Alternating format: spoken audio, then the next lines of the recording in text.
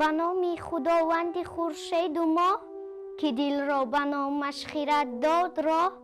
خداوندی هستی و هم راستی، نخواهد ز تو کژی و کاستی. خداوندی کیوان و بهرام شید، از اوی است امید و بیم و نوید. ستودن من او را ندانم همه، از اندیشه جان برفشانم همه. از اوی است پیدا مکان و زمان، پی مور بر هستی او نشان. ز گردنده خورشید تا تیره خاک، همان باد و آب آتشی تابناک. به هستی یزدان گواهی دهند، روان تو را آشنایی دهند. سوی آفریننده بی نیاز، بباید که باشی همه در گداز. ز دستور گنجور و از تاج و تخت، ز کمی و بیشی ناکام و بخت. همو بی نیاز است و ما بنده ایم، به فرمانی رایش سرافکنده ایم. چو جان و خیرت بیگمان کرده است، سپهر و ستاره برآورده است. جز او را آمدان کردگاری بلند، کزو شادمانی و زو مستمند. شب و روز و گردان سپهر آفرید، خور و خواب و تندی و مهر آفرید. چنین آمدین گنبدی تیزگرد، گه شادمانی دهد گاه درد. شگفتی به گیتی ز رستم بسی است، کزو داستان در دل هر کسی است.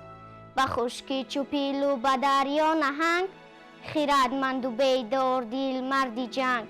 سر و مایه مردی و جنگ از اوست، خردمندی و دانش و سنگ از اوست.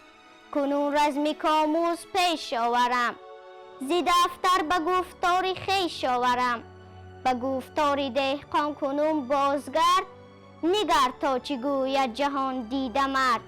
ز توران فریبرز با انجمن، چو گودرز و چون گیو لشکر شکن. همه سوگوار و پر از آب روی، سوی راه ایران نهادند روی. چو لشکر بیامد بر راه چرم، کلات از بر و زیر آبی میم. همه یاد کردند رزمی فرود، نبود جز پشیمانی و درد سود. همه دل پر از درد از بیم شاه، همه دیده پر خون و دل پر گناه.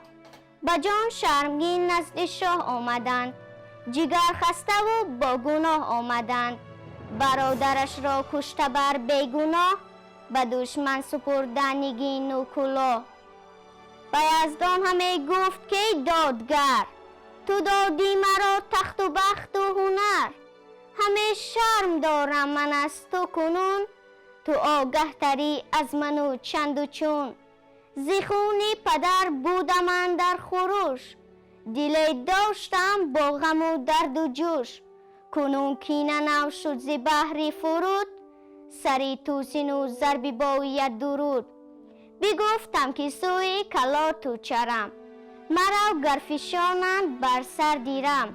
از آن کو فرود است و با مادر است، یلی کی نژات است و کون داور است. چه داند که توس فرومایه کیست، چونین ساخته لشکر از بهر چیست. از آن کو فرود آورد بیگمان، فراوان سران را سرآرد زمان. دمان توسی نامرد و ناهوشیار، چرا برد لشکر به سوی حصار. کنون لاجرم کردگاری سپهر، ز توس و ز لشکر ببرید مهر. بد آمد به گودرزیان بر ز توس، که نفرین بر او باد و بر پیل و کوس. همه خلعتی هدیه ها دادمش، به جنگی برادر فرستادمش. سپهدار چون توس نوذر مباد، چونان پهلوان پیش لشکر مباد.